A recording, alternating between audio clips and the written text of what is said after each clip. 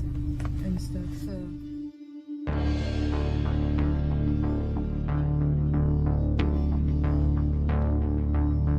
Everybody was exposing the scumbag that did this, who I hope gets severe retribution. I hope his parents take action, right? Never mind anything else. What are you producing here with this vermin doing what he's doing here? That's not Britain. That's not what we do as a country. You can hear him there describe Bailey as vermin. Words are important when you're on a daytime platform and people listen to what you say. What do you do to vermin? You exterminate it. You kill it. Lowlife. Called him a thug, but worst of all, he demanded severe retribution against this child. At the same time as this, Jeremy Vine was reporting. He didn't tell people the bully's name, although he was finding it hard not to name a child. Instead, he told his followers where they could find that name. Now, this is a direct response of both of your reporting, because when you reported, you can follow the timeline and the repercussions of what that brought. What I've done here, in 2018, there's a charity called Tell Mama that records Muslim hate incidents. Even though they've been, in the past, penalised for exaggerating the figures, let's work off their figures. They say there are over 1,000 hate incidents, with 325 of them being online. Some of them Islamophobic, which means criticising Islam as well. Here, I've printed a piece of paper for each one of those hate incidents. 327 hate incidents online against the entire Muslim community of the UK in 2018. The 325 Islamophobic comments, they're the ones you read about on the news every day. They're the ones people in jail for. They're the hate incidents the media keeps shoving down your throat. So each piece of paper here represents a hate comment aimed at a child after a playground dispute. I want to read these now. And Piers, you demanded severe retribution. That's what you demanded against this child. Let's see if you're happy with some of this. I pray someone rapes you and your whole family while you watch. Fuck your mother, fuck your love. The Syrians will rape your family. If I saw you, I would rape you to death. You'll be raped by the Fallujah group. I hope your mother will not be racist when she is raped. I'm going to bum your nan alive, then dead her again. And the threats of rape, all of these threats of rape, imagine being these children. Imagine being a 15-year-old child living in Huddersfield with your little sisters. Muslim men are jailed in the biggest scandal in the history of our country for mass rapes in that town. And then you're receiving and you're reading these messages. You're going to die. You're going to fucking die. We're going to strangle your mum, your dad, your friends. I'll kill your whole family. I can't wait to find you so I can slit your throat. You're the person who should be killed in those ISIS videos. You, your parents and your whole family have to be burned. Do everyone a favour and fucking off yourself. Looking at you makes me want to commit suicide. Go commit suicide, you oxygen thief. Jump off a bridge, bro.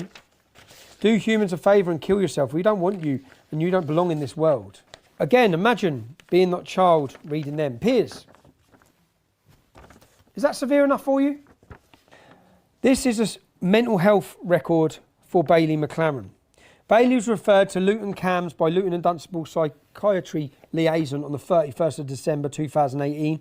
Reason, patient involved in incident in Huddersfield and has been relocated to Luton with family. Patient unable to cope with not returning home and has taken an overdose. So this lie, this narrative, this agenda, which comes before anything else, by the politicians, by the media, that was pumped. This child, it doesn't matter. His life didn't matter. You know, if he killed himself, no one would have cared. We wouldn't have heard condemnation from any of the politicians or from any of the media. No one cared. Because everyone, from start to finish in this story, is collateral damage, so long as they have the narrative. And Piers, you have a son. You have children. Demanding severe retribution against a child for a school playground dispute is unforgivable. You sit there and you preach you preach against us, you make your accusations against me. Never have I labelled Muslim children as vermin. Never have I demanded my followers to commit severe retribution against anybody. And this is what the media, the politicians and the celebrities created, aided and abetted by the left-wing activism and the selective indignation of Islam. Hypocrites out there might say, who cares? That's what he deserved, right? Imagine for one moment if I had incited violence against a young Muslim lad in the reversal of this situation. And you see, in a district where a generation of young girls have been raped, these threats are far from empty. What do you think, if you were working in the school at that time, what do you think what the media done? I think the media fucking blew it out of fucking proportion and what fucking waterboarding at all. I know. But then the media run that Jamal was being bullied. Like, you see, he used to complain that he used to be bullied. There was another, I think, Kirkley's guy that came, that Jamal said somebody gonna knife him or something. I think that should be on record. Yeah. I think when we investigated, I think it was a lot of bollocks. I'm gathering that by reading the school records. That he made accusations, and then when they're investigated, and there were a lot of bollocks. It lied. Yeah. Now, ITV, Piers Morgan, you used your platform to incite hatred of a young child. No time for facts or the inconvenient truth. Surely you must have known the truth, because within a few hours of the story breaking, I was receiving dozens of messages from parents, pupils and staff saying there was much more to the story than met the eye. So I did what any journalist could have done, should have done. I asked questions. Were you just being lazy? Was it willful blindness? Or are you just incompetent, Piers? And the BBC's Jeremy Vine. To you personally, was it clinical cowardice? After all, you didn't reveal the white boy's name. You just told everyone where to find it, on Twitter. Were you afraid of being sued? Although it wouldn't have been the BBC licence fee payers picking up your legal bills, would it? Or was this your Pontius Pilate moment? Condemning a child whilst washing your hands of any responsibility? Because that's what you did. And you didn't seek the truth either. Piers, Jeremy, your lazy, inept reporting was not without consequence, as we will see. You incited hatred, you succeeded.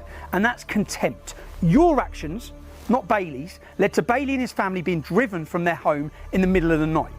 Like the very refugees you claim you care about.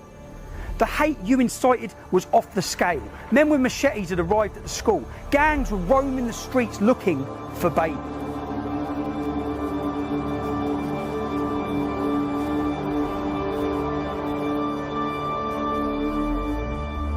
West Yorkshire Police told Bailey's mum that the terrorism threat had been raised to red. They had intelligence of people coming from Bradford to get Bailey and his family. Rather than deal with the threat, they moved Bailey and his family to a place of safety. So, whilst one child had the support of the whole country, had the support of the Prime Minister, Sajid Javid, the local football club, everyone rallying behind this child, £160,000 donated to him. The other child, in this incident, his family were driven from their home, threats, groups of men looking for him, ready to commit violence against him. And the police stopped the mum. So the police took the family, the police went and got the family to get them out of their house through imminent danger, and they were taking them to relocate them here. Let's have a look. The Night Inn. This is the accommodation that Bailey's mother, with two 9-year-old sisters and children, were being relocated to. This one-star hotel, where rooms are rented by the hour, next door to a brothel. The imam, who brought a mob of men up to the school, he has 3 mosques within a stone's throw of where we're standing now. Bailey's mother, through her sense, looked up this hotel, saw it was owned by Muslims, read the reviews that it's a prostitute racket drug hole, and got out of the police meat wagon with her children to take them to safety herself. But this is where Kirklees Council were housing those children and that family. This is the most Muslim populated area of Leeds. That family were taken to so-called safety, surrounded by mosques in what is a Muslim ghetto, which is why I'm getting bibbed and going to get cause a scene now. We went to see from neighbours what it was like at the time of the incident. I think it was a BMW X5, and there were about 6 Asian lads in it, and they threatened to firebomb the house. God. Yeah. They also they threatened to shoot her. They threatened To shoot the mum? the mum. They threatened to rape kids. Well, they come outside and done all that? They shouting and screaming. Shouting and screaming it? Stuff like that. Well, I saw the video because a neighbour had shared it, and then I saw on the Yorkshire Live them making Bailey out to be really horrible and that Jamal was a poor little victim, and it wound me up. So I commented on it. The victim wasn't a victim, he hit me in the back with a hockey stick. And then within the space of 2 hours I had about 250 comments saying that I was lying, that I must have been excluded from the school because I'm a liar. Just horrible comments like that. None of them believe in me. And did you take the comment down? Yeah, I didn't want to, but my mum was worried for repercussions, so she asked me to take it down, so I did. This is the area that Kirklees Council thought it was the right place to send a child and his family, who were wanted at the time, the main imam outside their school, with mobs of Muslim men looking for them, and this is where they decided to send them. They basically dropped them in their backyard. That's what they were doing. This is the hotel. This is, I believe, a 4-star hotel. They're totally full of illegal immigrants. This is across the country, so the point to make is that illegal immigrants come here, young fighting age men, not families, not children, and this is where councils house them. Let's have a look. Hello boys, how you doing? Do you mind if I ask, what country are you from, lads? I do not speak English. No, you do speak English. Just what country are you from? Iran. Iran? Yeah. Iran, okay. Yeah, Iran. Kurdistan, Iran, okay. No, that's cool, man. I'm just seeing. Is the hotel full? Yeah. Yeah, full. You enjoying it here? Yeah. Yeah. Nice hotel, nice food. Nice hotel, nice food. Yeah, healthy food. Healthy food. It looks like a nice hotel. Yeah, how many people are in here? I think we're 200. 200. Lots of children? My eye problem, I think I have the little children. No children? My non-children. No, not many children, no. Not many children. But it's a nice hotel. Nice hotel. Nice hotel.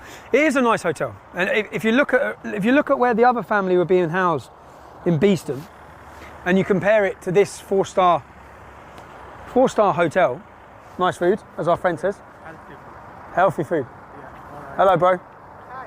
How you doing? Hey, do I come back in? Yeah, we're off now, mate. We're done now. That's nice. Yeah. Do you know what they have in here? They have a full-time doctor and nurses, full-time stationed in here. Hey, buddy. Full-time. So you know when you can't, my dad tried to get a doctor's appointment earlier, couldn't get one. Full-time. Full-time. The food's bad? The food's bad? Is it free? Yeah, it's free.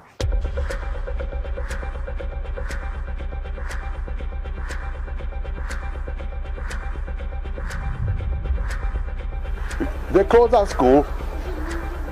As soon as the media and all that died, they sent in chief inspectors of fucking Ofsted. We knew they're gonna fail it on every fucking thing they can think of. I had governors who had friends in the media who tried to explain to them There's a lot more to this. all of that and the Ofsted and, you know, the whole shebang. But it was never picked up. Apart from my reporting, there was not a single media statement giving the other side of this story. The staff knew, other pupils knew. They could have exposed the lie. Why didn't they? The incident, I always call it the incident. Yeah. The incident has reoccurred, it's come to my door. They said you can't talk about it because you've got a non-disclosure agreement. They're not satisfactory. So that was the reason they triggered it. They were either not free to tell you the truth, or they were terrified of the consequences. And that's for so-called journalists. Some can't find the truth. Some won't tell the truth.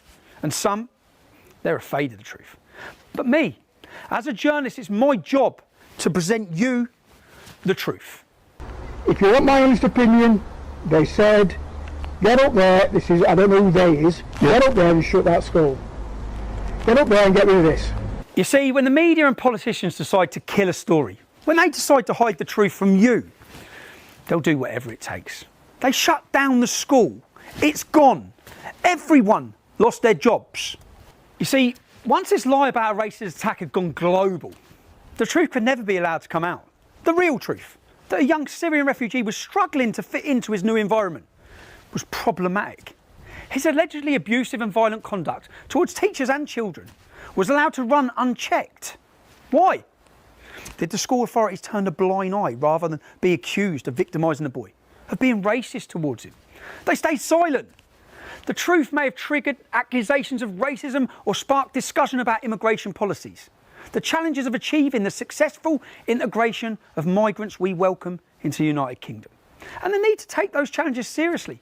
You see, Jamal was one of 20,000 Syrian refugees who come to the UK as part of the United Nations resettlement programme. The government could not allow their policies to be examined and the consequences and their incompetence to be exposed.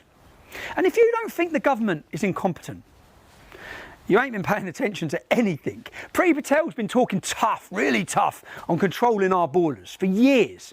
And yet we have boatloads of illegal economic migrants being escorted across the English Channel and put into these luxury accommodation at your expense. This ineptitude does nothing for the refugees who come here legally, who we welcome into England. Refugees who are trying to integrate and make a new life here. And who was the community's rage directed at? All Syrian refugees. That's who. When in fact, there are many families of Syrian refugees in the area. We're told, all of them delightful, working hard to settle and integrate into the country they can now call home. I spoke to multiple refugee families. In the school problem, my children, no any problem. No problems with your children? No, that's it. So you've had a good experience in the school? Yeah. I used to have two friends and they don't bully and they don't care where from country I come or anything. Okay. And when I talk English, like we was about 1 month we've been in here and I used to not to speak English very much. So they used to tell me how to speak all that thing, and now I'm in year 8 and I know to speak English and I made more friends. Okay. And now like I'm fine. And you're fine? And then no problems? Yeah.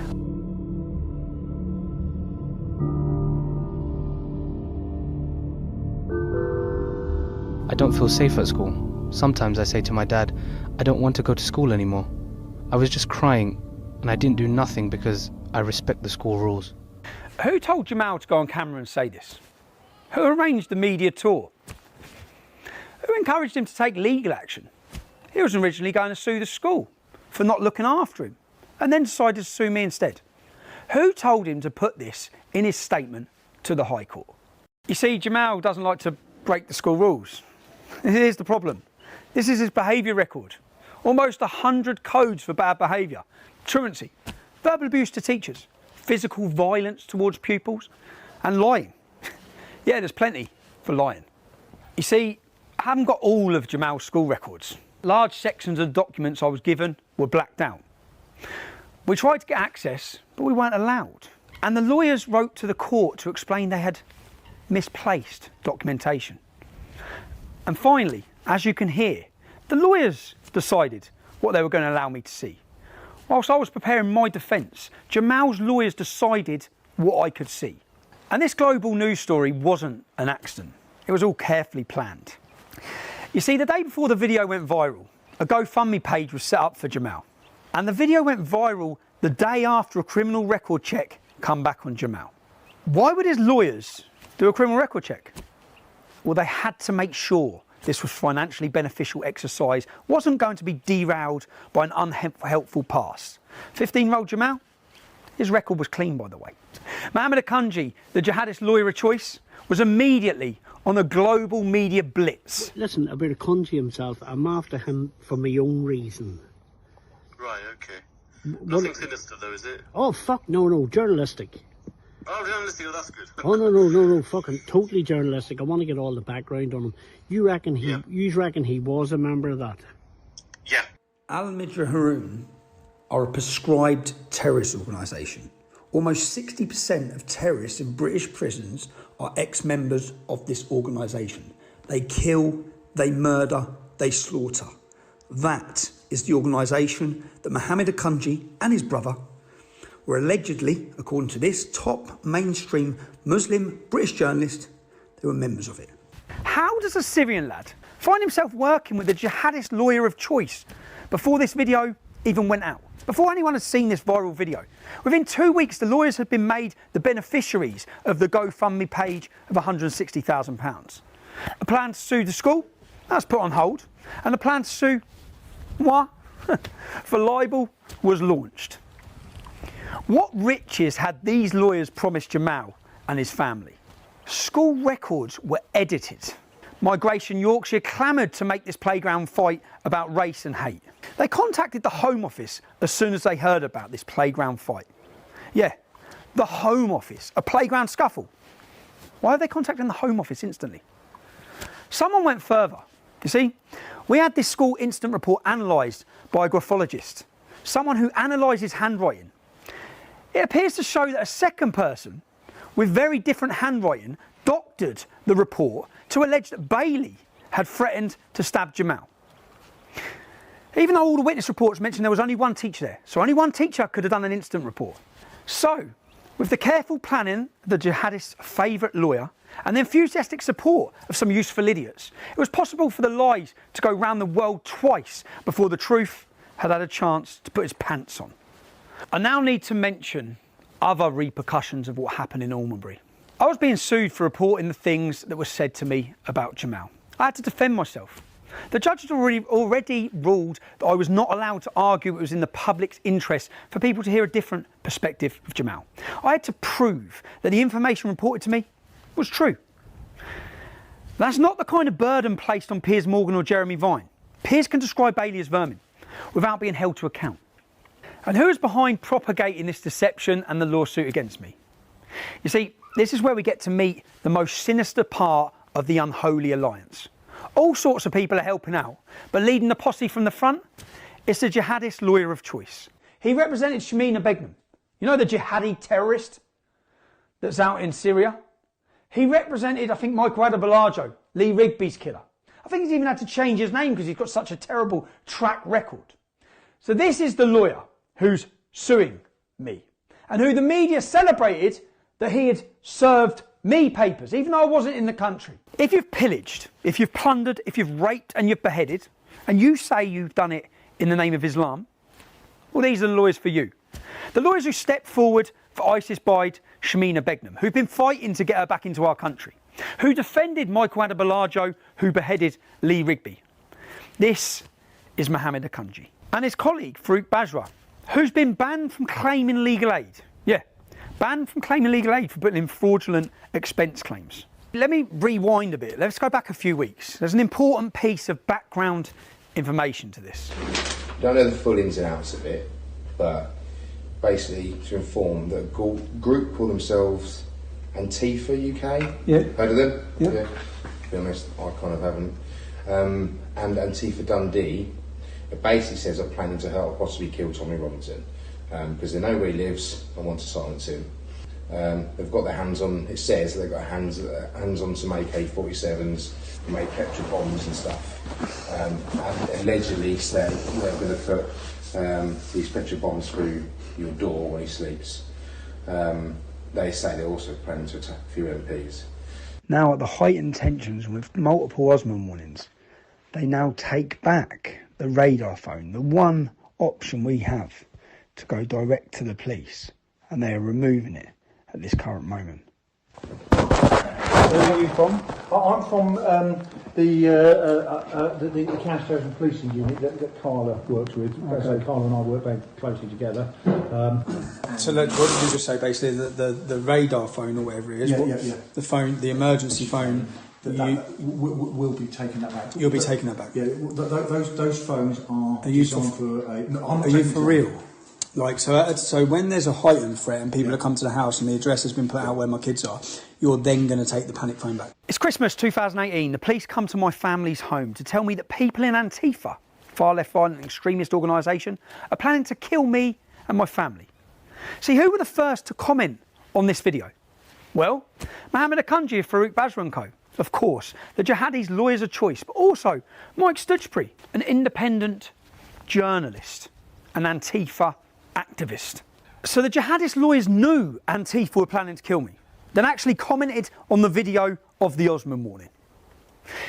You see, what happened next is interesting, although not interesting to the Solicitors Regulation Authority or the Law Society, the people who should be interested in the integrity of our lawyers. It will be live streamed. I'm not in charge of the filming or anything like that. That's down to the guys over here. And yeah, literally nobody wanted to do this, so we thought, what mug can we find who would agree to this? So two lawyers who know Antifa are planning to kill me seek out an Antifa extremist, hire him for one day, just one day, and send him to live stream the serving of papers to my home, my family's home. Papers which had already been served, by the way, with a gang. When my wife and children were there, when they knew I was abroad, lawyers commissioned the Antifa extremist to broadcast my home address in order, as they put it, to cause a spectacle. The law firm or the lawyer who's been, sort of taking the lead on the Tommy case wanted to make sure, doubly sure, that A, Tommy got the letter. Actually went out two different ways, and he wanted to make a bit of a spectacle out of it. And this is all very amusing. A group supported by Mike Stutchbury came to the home that my wife and children were in on a Sunday afternoon when I wasn't even in the country. So let's have a look at Mike Stutchbury, who calls himself a journalist, who promoted this event, who shared it and encouraged it, who found it amusing that my wife was so scared she had to ring the police. My wife has been sat down and told in her home that Antifa are planning to kill her. They're planning to kill our family and harm our family. She's been told that she may get acid in her face. Well, how do you think she felt on a Sunday afternoon whilst my children are playing outside on their bikes? To be told that Antifa were on their way to our home. Let's have a look at Mike Stutchbury, the man that sent them. Here he is self-admitting that he is part of Antifa. Here he is promoting violence against his opposition. Punch them, punch them, punch them. Here he is hoping that buses full of Antifa get shipped in to smash people's skulls in. Here he is calling for white genocide. Mike Stutchbury is an extremist. He's a far left extremist who currently is playing a victim.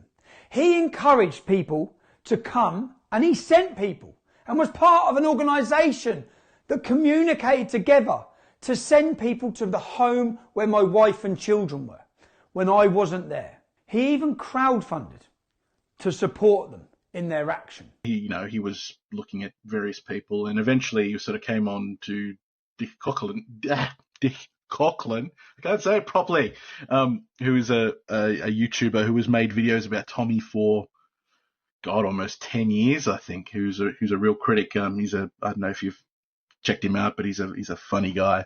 Check it out. Yeah, he's sort of, got red hair. He calls, he's an ex-crackhead, basically. And who is this Antifa extremist hired to come to my kids' home? Keep watching. Okay, folks, we're nearing Salso. I'm about to, me and Murphy are about to pop on.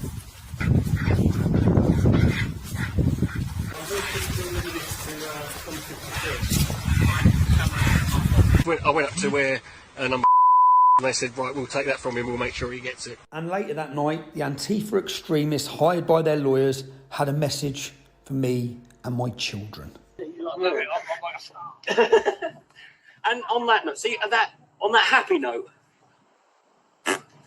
oh, by the way, Tommy, I am going to mince your kids, mate. Let's have a look at the man that they sent. The man that you can see the Muslim lawyer handing privileged documentation, giving this man my children's home address. That's what he done, fully aware of the serious danger my family are in. And he hands them my children's address. They then come to my children's home. My wife gets a phone call. My children run off the drive. They lock themselves in the house. They ring the emergency 999 call for the police to come. They press panic buttons. They need support because Antifa are coming. They came. They told the Muslim lawyer. He's fully aware they're coming to live stream where my family are. They live stream and dox the name of the road. They doxed the door number. I went up to where number And they said, right, we'll take that from him, we'll make sure he gets it. The man specifically chosen, he was chosen. He says in his own video. The lawyer in this case was a guy called Mohammed Sanimi Akunjra, who works for a solicitors in London called, I shit you not, Farouk Bajwa and Co. Solicitors of London. I get asked by this guy that they've decided that they're going to, Tommy Robinson is going to be served legal papers so he can be sued by this family. And they asked me, do I want to be the one to go along to serve the legal documents? Let's have a look at who Dick Coughlin is. Let's look at some of the things he said. Here he is promoting hatred against black people.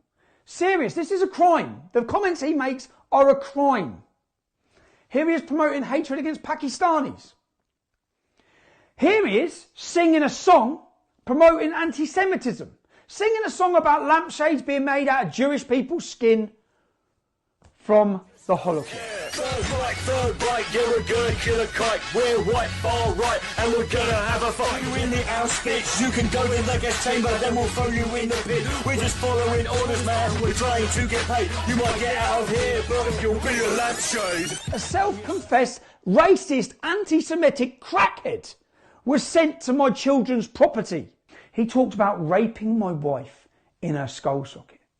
He talked about my children being fed through a meat grinder. He talked about burning my house down whilst masturbating with my family in it.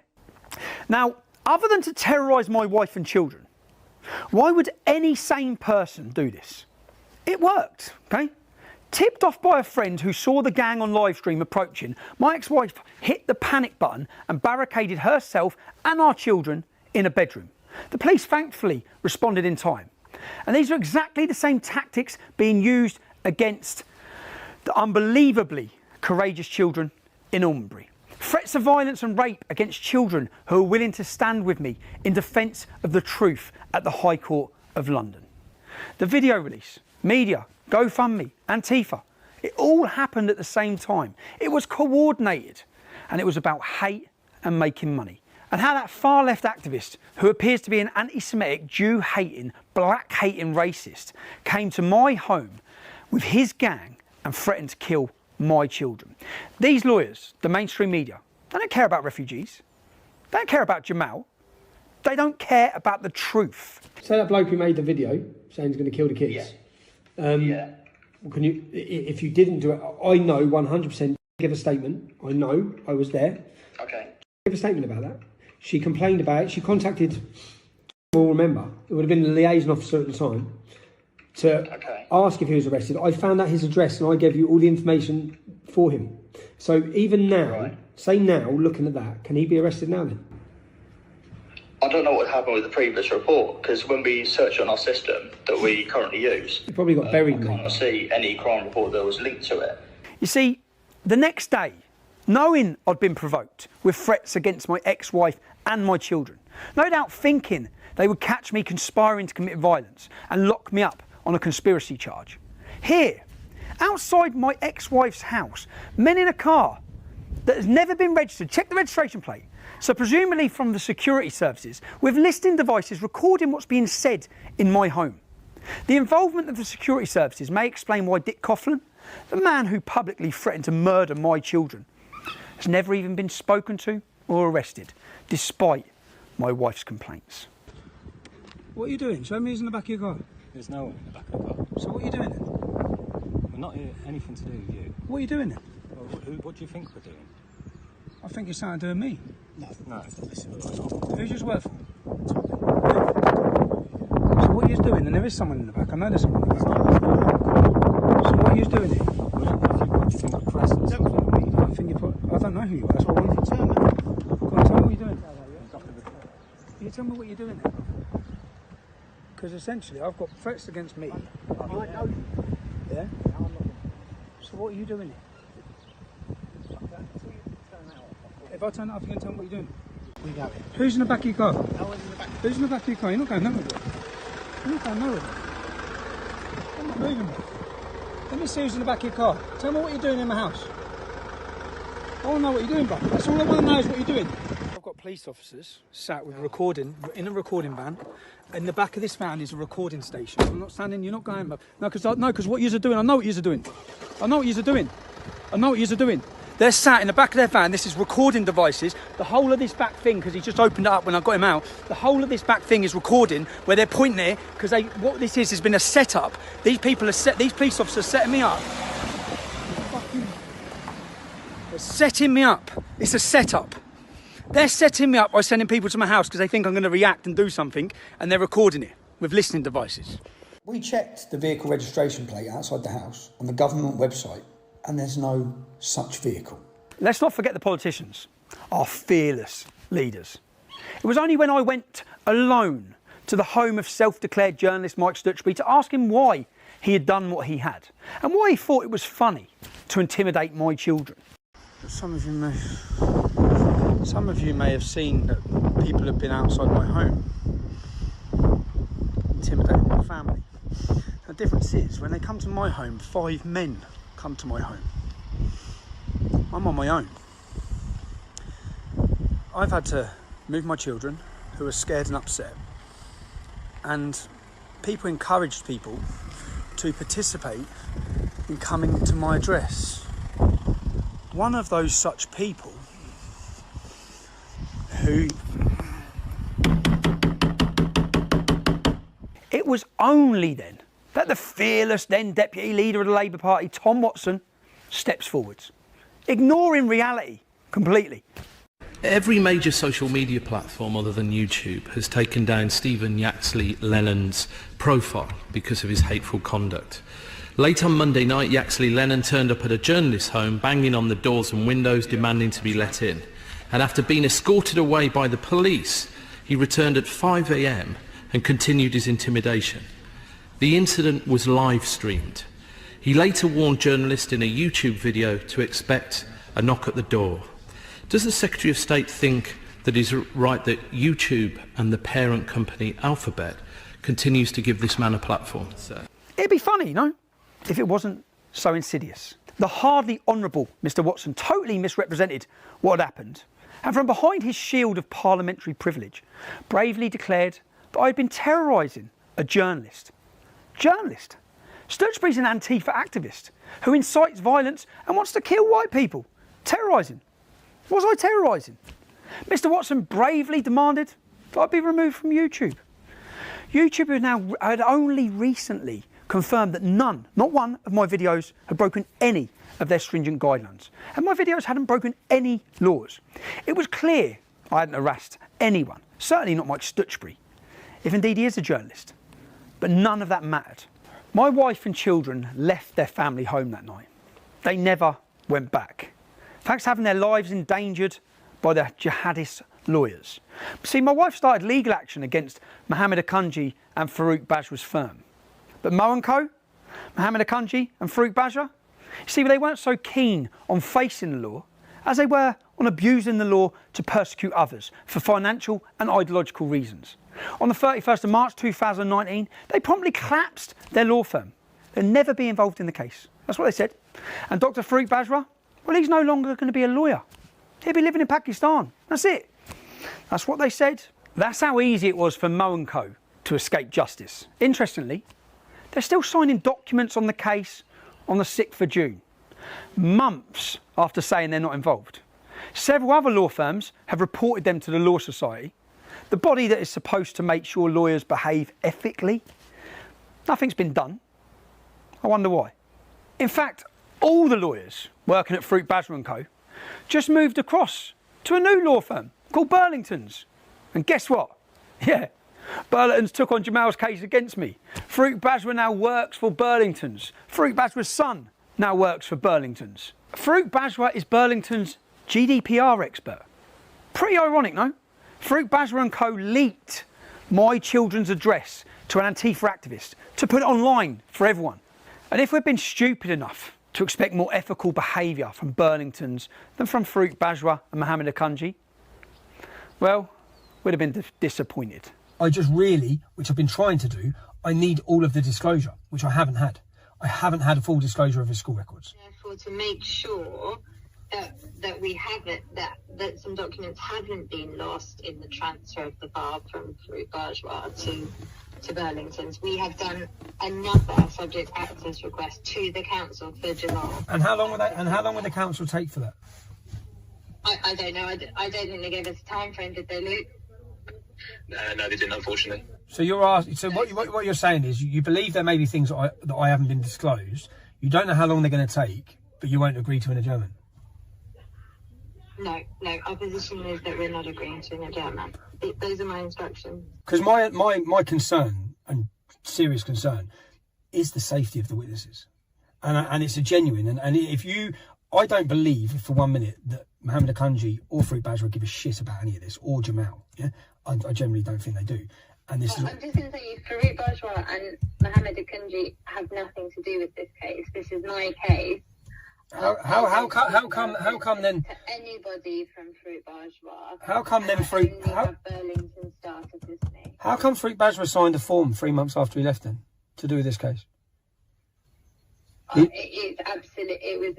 If that was the case, it was before I gave the undertaking, and he wasn't involved in this case at all. He signed a form dated June. In June, he signed a form, and the date on that form that he signed is June. He left this case in March, apparently. How come? Well, if you send it through to me, I'll have a look and I'll give you an explanation as to why. I'm not quite sure what form you're talking about. Although you'll see it on my documentary. Okay, so when you send me what you decide is relevant, yeah, how am I going to know what you've cut out? Well, I suppose you wouldn't. I wouldn't. Does that seem fair? If the information is not relevant, then what harm could it do in me having it? But it's not about harm, Stephen. It's about privacy. For the last 3 days, since you received videos so that you become aware that I have video evidence that's going to prove my case, since that point, my ex-wife and my children, for the last 2 days, have had police at their house because they've been receiving threats. On top of that, pictures of my ex-wife have been put online by the same people who are in bed with Mohammed Akunji. Then, 2 days ago, Mohammed Akunji doxed my mother and father's house. Last night, that house at 1 o'clock in the morning was smashed to pieces with bricks through the windows. Yeah, this is all going on in the background. I've been trying to get my stuff ready, but just so that you're aware of what's going on as to why I don't trust a word you say. When you have Farouk Bourgeois' son working for your company, and Farouk Bourgeois is the man that sent people to threaten to kill my children, I'm wondering why, in the last 48 hours or last 72 hours, since I disclosed information to you, why my family and loved ones have become under persecuted harm, of which is all detailed with police records and video footage of everything that's been going on. So I'm super concerned and don't trust you or your party to decide what's relevant in this case. I don't trust you. So if this is to be a fair trial about getting out the truth, if that's what you're working for, you need to give me your disclosure instead of reviewing it and taking bits out, which is what you've already done with the school records. You'll say, because I know that's not the full school records. So, and you've covered up things which, and Luke, Francesca told me, I have a recording of her telling me that Burlington's did not redact anything. Yet in court, you had to admit you did.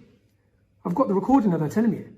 Everything was redacted prior to coming to you. And then in court, you sit and admit that you have been redacting things. So forgive me, it's just lie after lie. This is Burlington's lawyers losing documents that they're supposed to send to me and deleting things that they don't want me to see. Misplaced.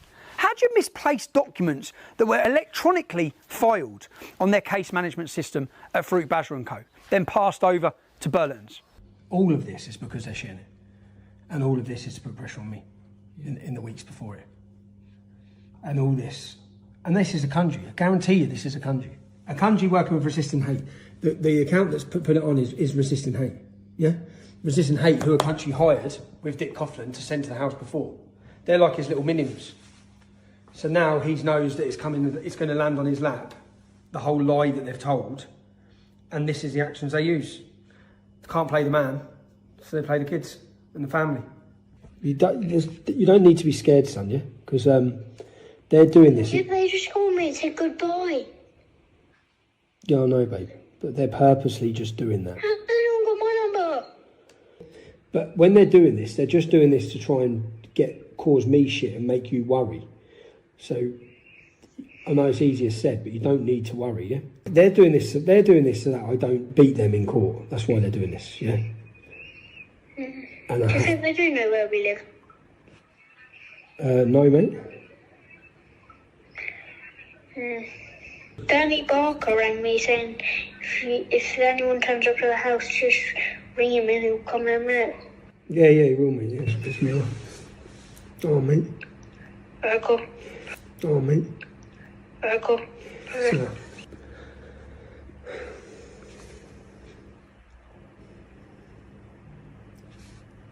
the mad thing is, the whole time this goes on, the media and all of them act like we're the bad guys. That we've been, like I'm the one persecuting people or targeting them. And they're such cowards. They're such cowards, man.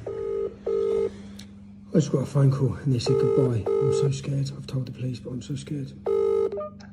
Hello? Jenna, who's just rung Spencer? We don't know at the minute. What are the police saying?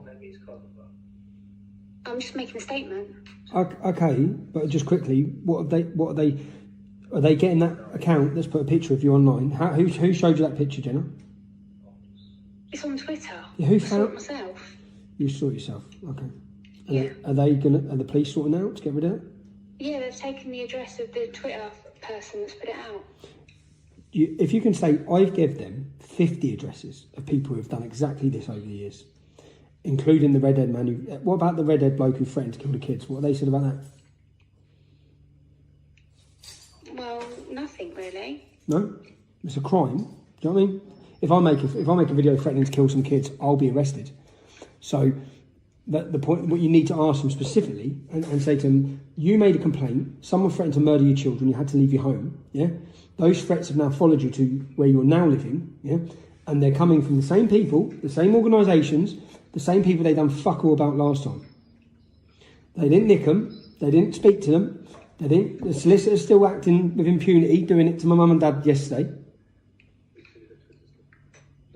See, you need to specifically ask them, Jen, I want to answer out of them, when you made a complaint against Dick Coughlin last year, why have they not done anything? And get you a follow-up and an answer as to why they haven't done anything, if you can. And are the kids all right? Am I right that you managed to track the number? Yes. So you know who made those phone calls to her and We know where the number came from, and who that phone was registered to. So that's what, obviously, we cannot prove. Well, I at that time I wasn't able to prove who. I only could say where the number came from. As in whose phone it is? Who the phone is registered to. Okay.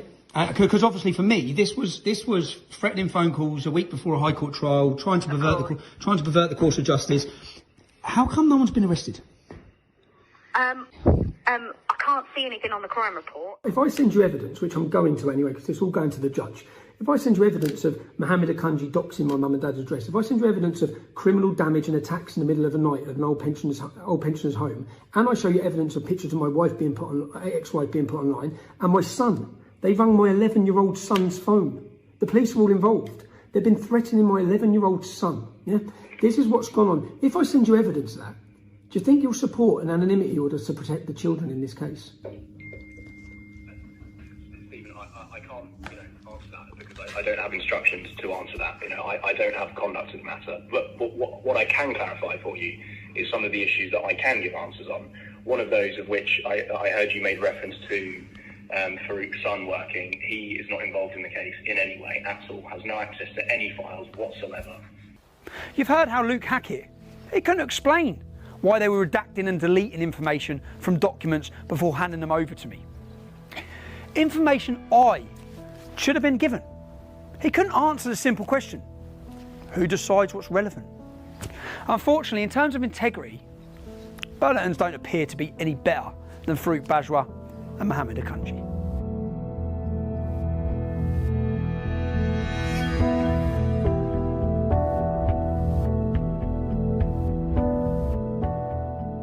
You see, I was told he'd violently attacked a girl. I was told he'd attacked someone as part of a gang. And I was told he'd threatened to stab someone. In fact, Jamal had violently attacked more than one girl. and we presented the evidence to the court, including the testimony of courageous children who came to court. These children weren't Tommy Robinson fans, but they came to the High Court to speak the truth. So let me just look at one of the pupils that come to court and testified. This young girl wasn't a supporter of mine, didn't support my politics, but she still came to court and testified. Let me have a look at her school record and read what her teacher says about her. Charlie is a very mature and hard-working member of the Form. She has been an absolute pleasure to have in the Form. She has represented the Form in the school council and in various events across the school throughout the school year. She represents all that is positive and exciting about studying at Almonbury. Charlie is now currently studying law at university. Why would this girl lie, randomly lie, before I was involved? Why would she then travel to the High Court of London and commit perjury? Because that is what the judge has found, that she's made it all up. And Jamal, the Syrian refugee, the one with multiple lies on his school records and behavioural disciplinaries everywhere, well, he was telling the truth. That is what he found in this case. Why would a mother post images and send me those images of her daughter beaten black and blue? Why? For what reason? Why would the staff lie? Why would the head teacher lie? Why would every single person who was recorded covertly lie about what Jamal was like? 12 different people lying about what Jamal was like. Why?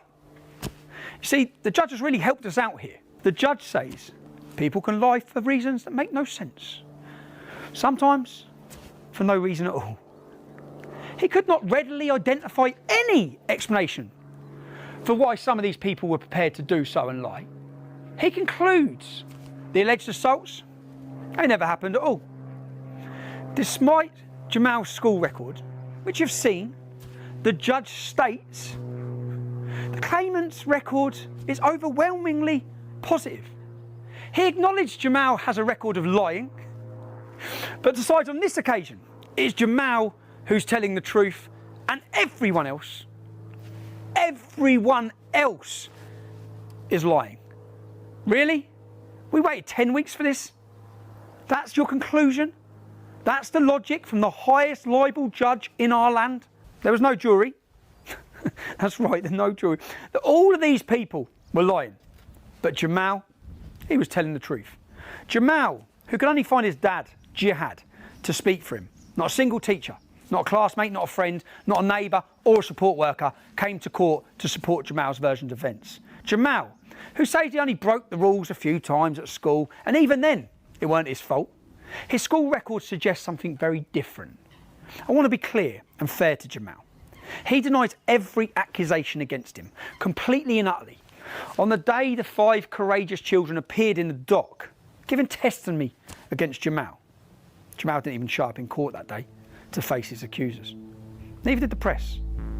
The press actually left court when the witnesses stood up to give their evidence in my defence. It's alarming to think we have this kind of intellect at the top of our judiciary.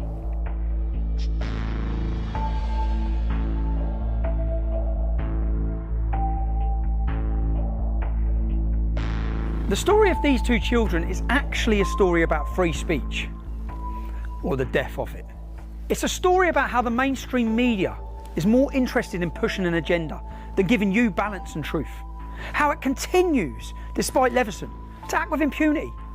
Is the media held to account for what they report? Have Piers Morgan or Jeremy Vine been held to account? No. It's a story about how the law is being manipulated and exploited by the far left and Islamists to destroy the lives of anyone who speaks out against the accepted so-called progressive, so-called liberal narrative. Or about the poisonous influence of Islam's Sharia law in our society. Is the law fit for purpose? No. And it's a story about our government and judiciary's disdain for free speech and the truth, and the lengths that they will go to in order to silence dissent, especially with its new and increasing powers. Is our government being held accountable for its actions?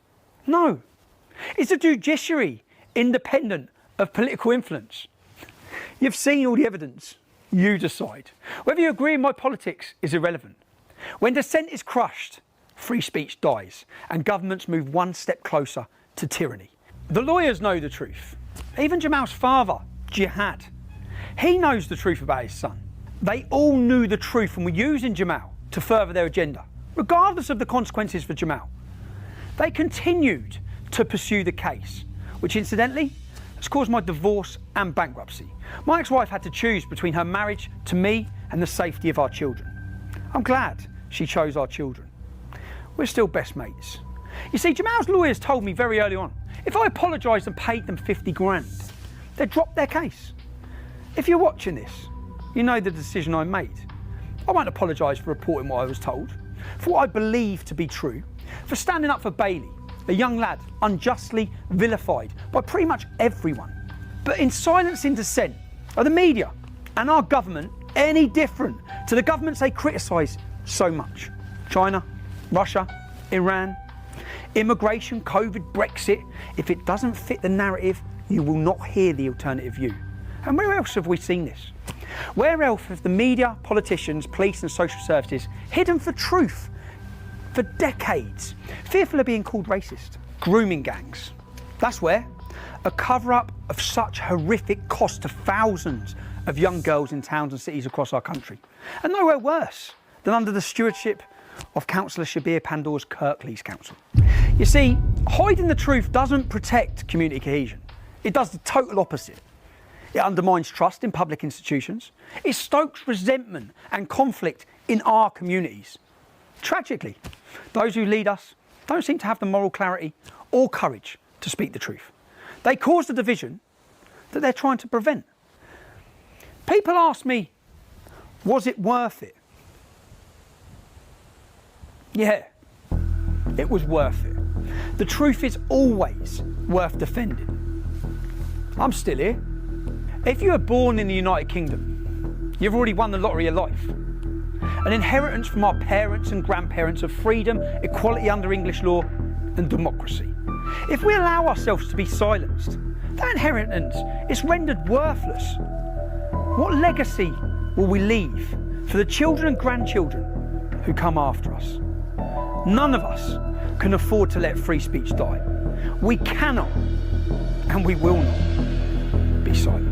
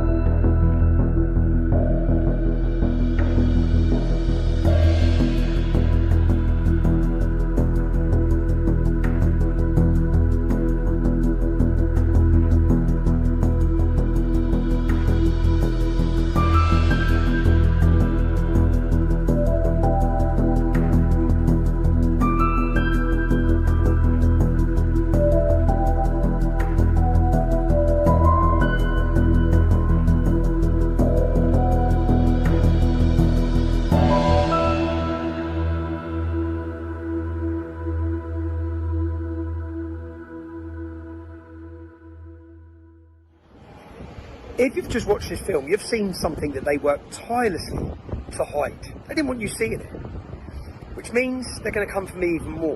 Who knows where I am when you're watching this film now? What I'd ask is, they've taken my security and my stability. The one thing that allows me to continue to fight is knowing my children are safe, knowing they have stability and security in their lives. If you can support me by supporting them, that makes me able to work. You can support me at www.supporttommy.com. I can continue shining light on truth and can continue exposing corruption. I thank you in advance for your support. That support will go directly to my family so I can continue to do the work I do with a peace of mind, knowing they're okay. Thank you for your support. If you're in America and what you've seen in this film bothers you and you want to prevent it happening in your country, you actually have organisations that are willing to fight against it. One of those organisations you should check out is Justice for All, J4A.us. You actually have organisations and people willing to fight against these injustices, something we don't have in Great Britain.